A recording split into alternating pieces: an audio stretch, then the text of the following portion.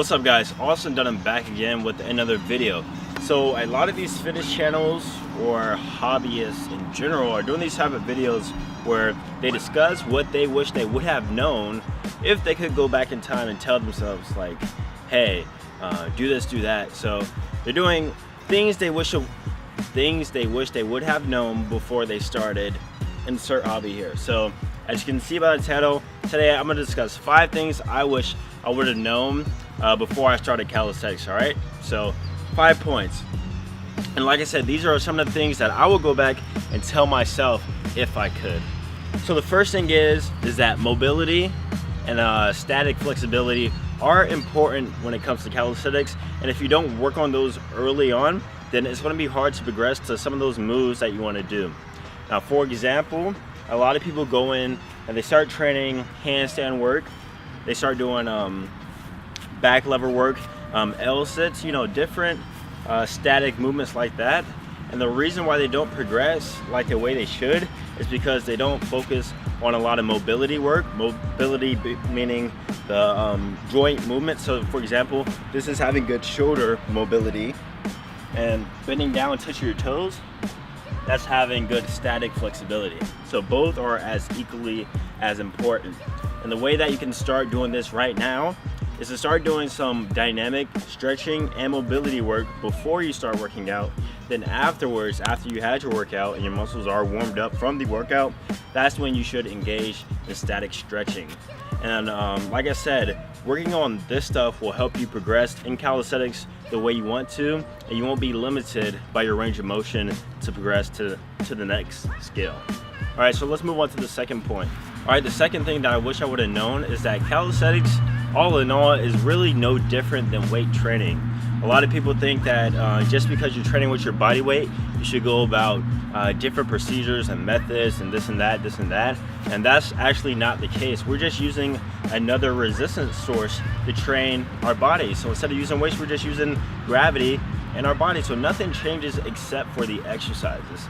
That's why me personally, I train like a bodybuilder. That's why I created the program, the Bodyweight Bodybuilder, is because nothing changes for the most part except for just the way we do our exercises. So reps and sets, rest times, you know, stuff like that.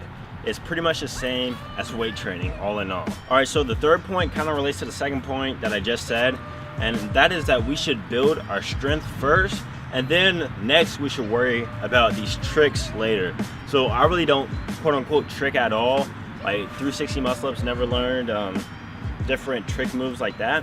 I've always been focused on building a strength base first, and then if I want to learn that stuff, then I'll go about learning that stuff. Don't be I don't want to say the word stupid, but don't be stupid and start learning these tricks first and you have no strength base at all. Like if you can't do 10 pull-ups, then why are you trying to learn a 360 muscle up right now? You know, so just keep that in mind as you're training. All right, and the fourth point that I want to talk about, something that I wish I knew, is that you never want to stop the basics. So the basics, we all know: push-ups, pull-ups, dips, right, and squats. So everything that calisthenics involves is just a variation of a basic exercise. That being said, never stop doing the basics. So if that means just doing high reps of basic exercises, then never stop doing it. Like take a day out of the week just to focus on the basics, or after your real workout, just do some push-ups, some normal pull-ups, right? And also, you can not stop the basics also by engaging in weighted basics. So that's how I approach it. I do weighted pull-ups, weighted dips, and weighted push-ups every now and then, but I do a lot of push-ups in RTC, so that's pretty much covered. And actually recently I've been doing quote-unquote a weighted squat, which is the back squat. That's a basic exercise, right? It's just made popular by bodybuilders.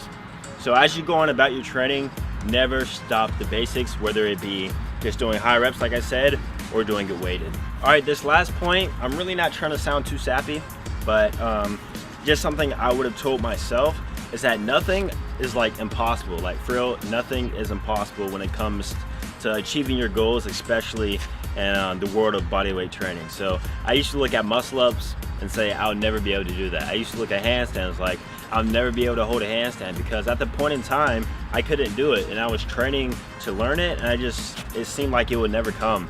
But you know, I kept going, Then eventually I was able to hold a 2-second handstand, 2 seconds turned to 5 seconds, 5 seconds turned to 10 seconds.